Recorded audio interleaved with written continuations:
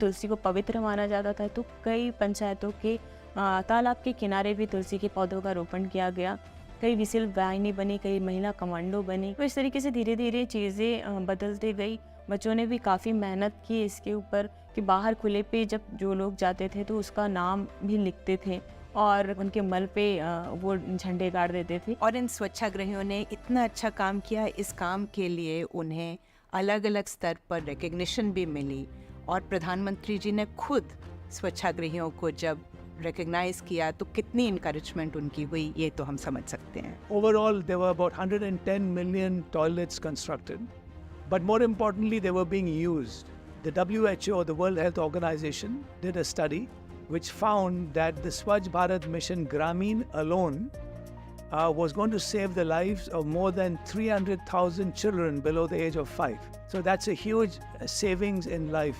Biggest success of the SBM 1.0 was not the physical targets.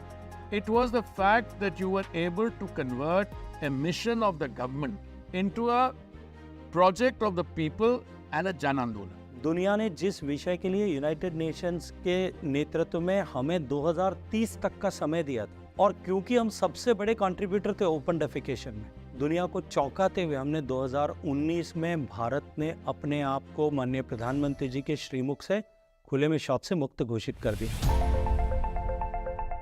मुझे याद आता है उस आइकॉनिक स्पीच में हम अपेक्षा कर रहे थे कि माननीय प्रधानमंत्री जी आज ये कहेंगे कि हमने बहुत बड़ा कीर्तिमान बनाया है। उन्होंने कहा ये हमारे लिए लक्ष्य नहीं था, ये पायदान मात्र थे, यहाँ से हम संपूर्ण स्वच्छता की ओर जाएंगे।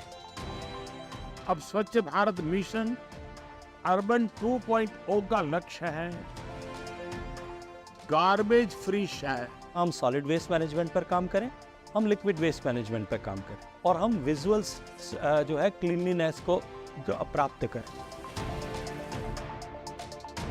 And he found that if you have some ranking of some sort, that encourages people to get a lot better. So that idea of ranking really came out of the PM. He thought that it would be a good idea to get the cities to really pay attention by having an award for Swachh Sarvekshan. How do you actually judge a city? What's their rating on it? We actually sent a team down which spent a couple of days in each city, and they would go and check for open defecation. They would look at the availability of public toilets. They would look at whether there is solid waste on the ground or not. They would look at how liquid waste was handled. And most importantly, there were marks for citizens' feedback on it. और ऐसे शुरू हुआ विश्व का सबसे बड़ा शहरी स्वच्छता सर्वेक्षण, जिसमें 2017 से जिस शहर ने साल दर साल बाजी मारी वो था इंदौर।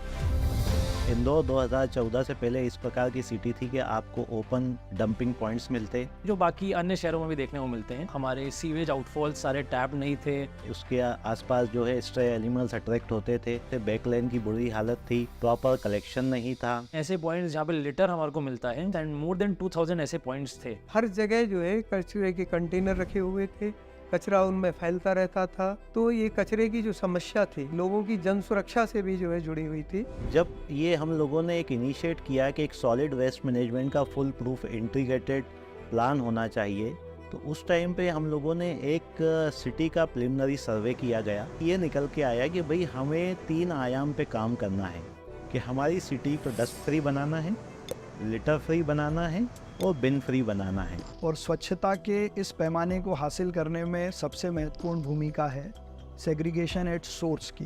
पहले सभी को समझाया कि गीले कचरे में क्या क्या आएगा।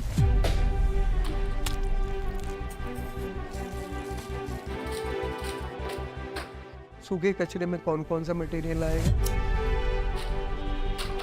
हमने 100% डोर टू डोर कलेक्शन पे फोकस करा। जो सिटीजन्स हैं यहाँ के, वो इस चीज़ में परेशान नहीं हो कि हम अपना कचरा दे कहाँ पर। अपना जो व्हीकल फ्लीट था उस फ्लीट को हमने मैनेज करा। हम लोगों ने फ्लीट मैनेजमेंट के लिए एक कंट्रोल रूम सेटअप करा जो हमारी फ्लीट का टाइम एंड फ्यूल ऑप्टिमाइजेशन पे वर्क करता था। हमारे सारे जो व्हीकल्स हैं उनमें GPS चिप्स लगी हैं।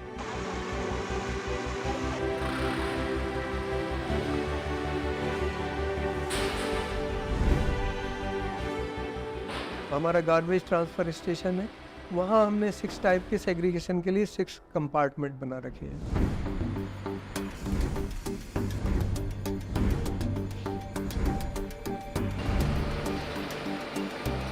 एंड देन हमारे पास मटेरियल रिकवरी फैसिलिटीज़ है। मटेरियल रिकवरी फैसिलिटीज़ में क्या होता है, जो आपका ड्राई कचरा जाता है वहाँ पर, उस ड्राई कचरे को अलग अलग तरीके से अलग अलग पार्ट्स में डिस्ट्रीब्यूट कर दिया जाता है।